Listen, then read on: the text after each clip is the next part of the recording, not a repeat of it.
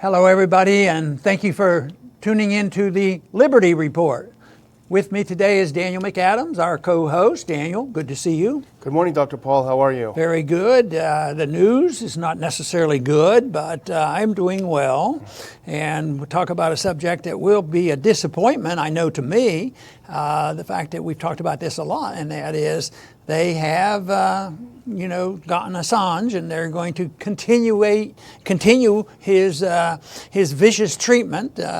Some people say that he's been tortured, and I don't think he was waterboarded, but living the way he's had to live for 6 years now, I mean, he has had a rough time, and I think he's been essentially in solitary confinement, living in the embassy. But the Ecuadorians removed his status and kicked him out of the embassy. And can you believe it? The British police were right there. They couldn't wait. As a matter of fact, they didn't wait till he walked out on the street. They just marched in and made sure they got him, and they arrested him. He's been convicted, I understand now, because of some charge made way back that he didn't show up under dire circumstances to a hearing.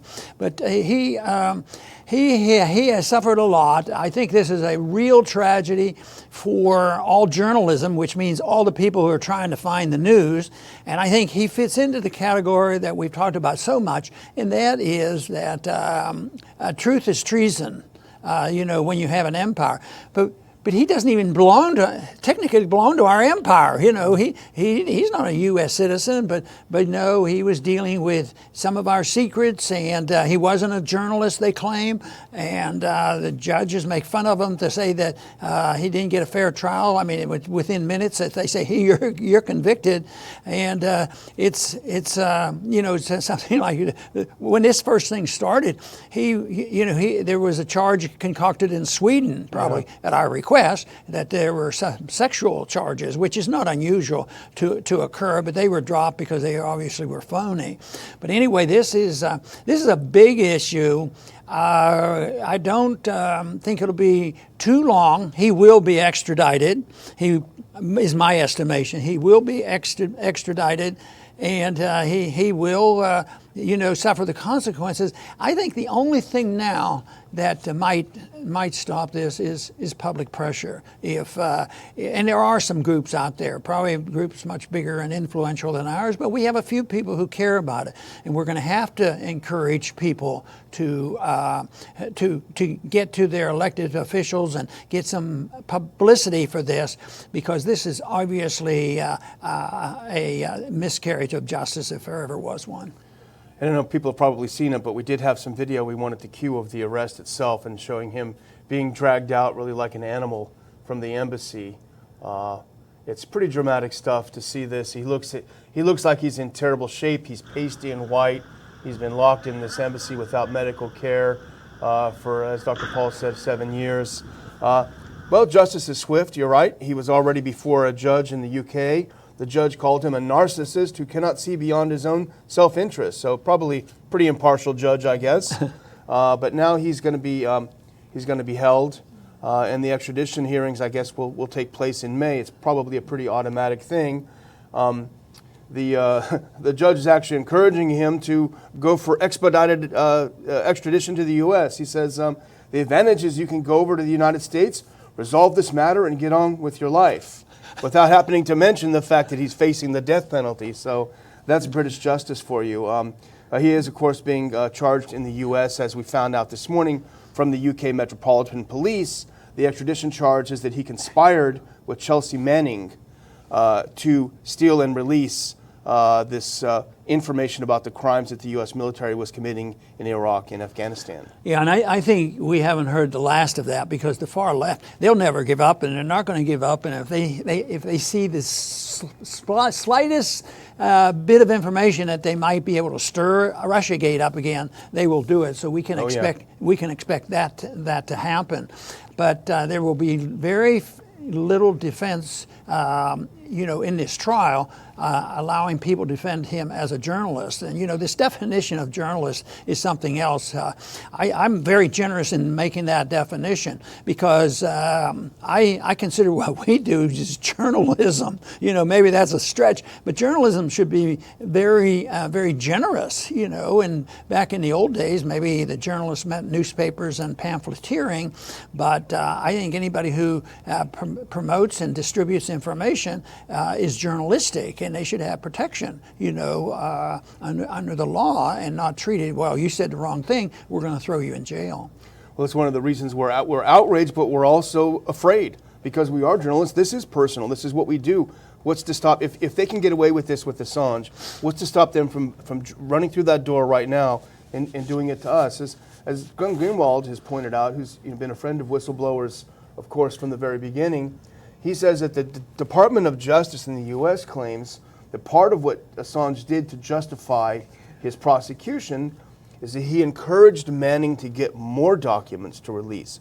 Well, that's what journalists do. When a journalist has a source, what does he say? No, don't bring me. No, that's just normally what journalists do. Bring me more information. You're my source. And a lot of it is classified. In fact, all major newspapers, television, CNN, etc., they've all broadcast the same things that WikiLeaks has published. So when are they going to be arrested? We shouldn't hold our breath.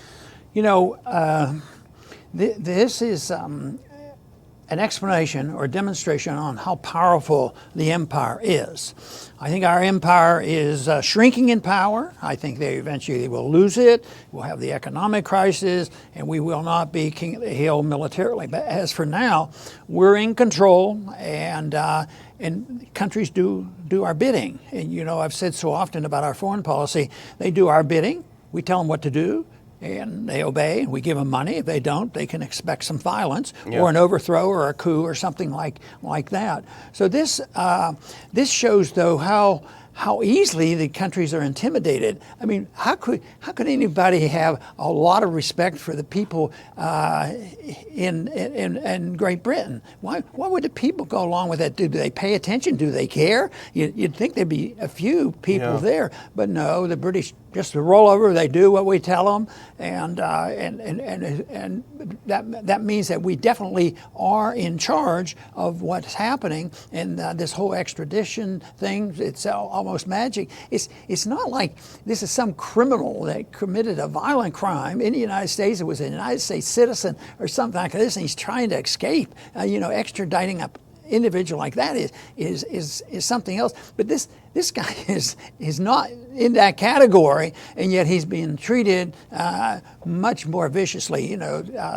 This type of a crime of telling the truth, it's considered treasonous, and they use this word, treasonous. He's committing treason against the United States. Well, people that are foolishly and erroneously punishing a person like this are committing some crimes far worse than what he ever did or ever thought about doing, because I think his goal in life was getting truth out. I don't think he was doing this because he was rolling over in the dough either. So he has suffered a whole lot, but there's unfortunately not enough defense of him, and that's one thing I hope we can do. This is just broke this the whole story, but I just hope there's a people listening and watching our program that will consider, what can I do about it? What can I do about it? Yeah, we don't like it either. Well, we had a small audience a while ago, and our audience gets bigger, but everybody has an audience. You have friends and neighbors and family, and you do have access to your elected officials. I know people are rather frustrated with that, but it's still worthwhile. Believe me, that's the way Vietnam War stopped. And if there is an outcry loud enough, even the judges could become political.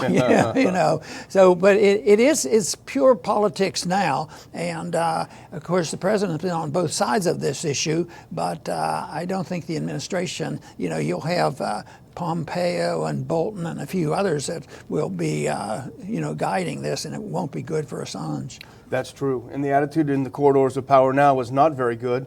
In fact, Senator Manchin, I think West Virginia, tweeted out this morning, quote, "We own Assange," which is pretty disgusting. And as you say, really it is up to Trump, really, and it may come down to whether or not he is going to issue a pardon. He's on record probably 100 times saying, I love WikiLeaks. He said it in Wilkes-Barre, Pennsylvania during the campaign. But the problem is all Trump's people, all of his top people want Assange dead. In fact, literally. And this goes, okay, number one, Pence. He was actually in Ecuador last year. Of course, the Ecuadorians, they want a big IMF loan. We need some money. The president who gave Assange asylum was replaced by a president who wants to make a deal. So Pence went over there and made a deal. Hey, cancel Assange's asylum and you'll get your IMF loan. And of course, he bit on it. Pompeo, of course, he was a CIA director back in 2017 when he gave an unbelievable speech at CSIS. Here's a couple of things he said. And in fact, we had Assange himself at our conference that summer where he talked about these quotes. Pompeo said, WikiLeaks is a non-state hostile intelligence often abetted by state actors like Russia. To give them the space to crush us with misappropriated secrets is a perversion of what our great Constitution stands for. It ends now. Boy. Very chilling. Scary stuff. You know, Ellsberg did not have to go to prison, and he, in a way, won. Except he won on a technicality on the way the proceedings go. So this means that Assange needs the best attorneys available, and at least back then they were willing to be judicious enough that if they were breaking the rules in the process that they couldn't convict him under those circumstances. But whatever that can be done, but I'm sure he needs money for his attorneys and everything else, and I bet it's not difficult to find out how you can directly help him. But I think the public pressure is the most important thing to talk to our representatives, because if they think nobody cares, they're not going to care. And right now, I have no good feeling for how Congress would even come down on this. I think right now my estimate would be, from my experience here, would be whatever is safe. Whatever is politically safe, which means that they need to hear noise. They need to hear noise, and they better not say, yeah, we have to vote to extradite them and do this and try them and do all these things. But they should realize that it isn't automatically politically safe to just pile on and say, well, he committed treason and he's disloyal to the United States and all these arguments, and forget about seeking out the truth. Well, here's the problem. Here's why he's going to have a hard time finding anyone in Washington, because he told the truth. And telling the truth hurts the state. He hurt the state by showing what the U.S. was doing. We weren't liberating Iraq. We were killing a bunch of innocent people. The policy was horrible and we did terrible things. The state doesn't like that. It challenges the state. So this is when both sides, as you talk about, they'll come together and they'll have a bipartisan reaction, because that's the thing they fear the most. You know, things were going fairly well because he had been declared a citizen and he was allowed to be in the embassy. And then there was an election in Ecuador, and the president then was more friendly. And then there was an election of, believe it or not, Lenin Moreno, and he's anti-Assange. He's the one that flipped the table. But so without knowing, so I shouldn't say this without knowing, but I'm suspicious that Moreno might be have been influenced by the United States government. I'd like to have somebody go back and check up on that election. Yeah, absolutely. And you mentioned we've dealt with Assange's team, his legal team, and others, and they do a very good job. And so I would just echo what you said about people wanting to support them to get him the best representation he can have. But the other thing, Dr. Paul, that people might be wondering, and I was wondering at first, really, is what comes next. And I think what comes next, as our subtitle suggests, is a show trial. And this is classic, and it's disturbing because it really echoes the Soviet show trials of the 50s. And I would actually encourage our viewers, if you haven't read Arthur Koestler's Great Darkness at Noon, that will tell you exactly what a show trial is like. What's the purpose of a show trial is not to convict someone of a crime. The purpose of a show trial is to tell the rest of the people in the country, don't you dare do anything like this person did, or you're going to get it. That's the purpose. First, you have to obfuscate what he actually did. We're already seeing that, Dr. Paul. They say it's not about press freedom. It's about hacking. They were hacking. That's the illegal part. They want to obfuscate what he did. Then they want to demonize him to the public. That's an important phase. They'll put out more salacious details, sexual, embarrassing details. I bet they'll put out some financial impropriety to divide people against him. That's important. And then at the end, when all this is done, there can only be one verdict. And I have a good friend of mine who lived in Albania during communism, and he told me how the trials go. And of course, this is exactly what they do. And at the very end, the people's prosecutor says, "I'm sorry, the comrades have all said, the people have said you're guilty. How can I rule against the people?" And that's exactly what we're going to see here. And it's really disturbing and disgusting. Well, there's one thing we don't have to worry about, and this is a positive. There's a setting of an example by Assange as well as Chelsea Manning. And that is the tradition in a show trial is they work real hard on signed confessions. And then they go ahead, yes, you've signed it, you've confessed, and you think that's going to help them get off and be excused. No, that's usually when they go ahead and do the final solution. Yeah. And this final solution could be life in prison. So they I wouldn't be surprised, but we don't have to worry about it. Assange is not going to sign that. After all this he's gone through, is he thought, oh yeah, I did this, and I'll do this, get me off. And it looks like this Chelsea Manning has courage too. Yeah, and you back think to jail. I mean, she's back in jail because they wanted to use her in helping to set this stage where they can use her testimony against Assange. So I would say, if we're looking for some positive, look for the positive character traits of these two individuals, because one thing for sure, they're going to stick to their guns. And the one thing that we can be sure is that most of the prosecution will be sticking to their guns of ignoring the rule of law, and that they're going to march ahead and not really consider a fair trial. This is the whole thing. They're going to extradite him here to the United States to get a fair trial.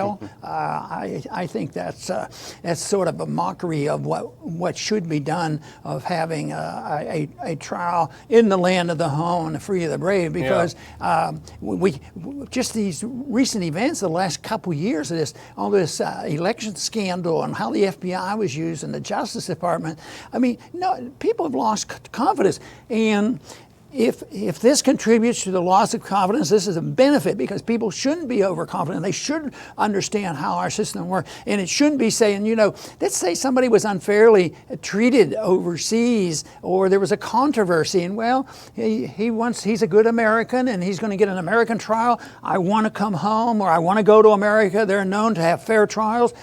But I don't think our reputation is like that. Now, that might be the last place Assange wants to go. Yeah. He might pick almost any country over being tried in this country. It's very sad, very sad. And, I think, as Dr. Paul said, the free press is not the only thing under attack. Free speech is not the only other thing under attack. Really, it's our own minds that are under attack, our own perceptions, the way we can receive and process information. If learning the truth about what our government does is illegal, then we have no way of challenging. Then we truly live in a complete totalitarian system, where not only do we not oppose the government, we can't even think outside the box. So I would just echo what Dr. Paul says. If you've ever considered contacting your representatives respectfully, contacting the White House respectfully, writing letters, alerting your friends, this is going to take a sustained effort, not just a day or two, a sustained effort. People in the streets demonstrating in favor of Assange. This is our own future. This is our own country that's at stake. And so we have to take this very seriously. Very good. And as bad as it is, we still have some options. We still do have freedoms. We still have these programs. We still can speak out. We still have the internet, even with the shortcomings. And I was overly optimistic about the internet because it's not smooth sailing, but it's available. We still get information out over the internet. So we can look at it and say that something is available. It's better than when we only had 3 major networks and we got everything from the major network. So we have to keep pounding away to get information out, because that is the only thing. Truth is the important issue, and I think that the American people are ripe for it. Just having gone through these last 2-3 years of this nonsense with the FBI and the judicial system, people ought to say, you know, there's something wrong with this, and what is it? Maybe we should look at this more carefully, and there is a reason why we should have all Americans looking at this case more carefully if they think it's important that the American people can speak out, and that the people who report and print it and write and get on TV and internet, they have to be protected. Because remember, the First Amendment to the Constitution was the right of free speech and talking to people and assembly. So that is key, and I always believe that was a great positioning of that amendment, because if we can't talk and we get put in prison for talking, even if it's imperfectly, you know, that's bad news. So we'd like to stop the bad news and turn this around and make it good news and activate and energize people who need to get this information out. I want to thank everybody for tuning in today to the Liberty Report. Please come back soon.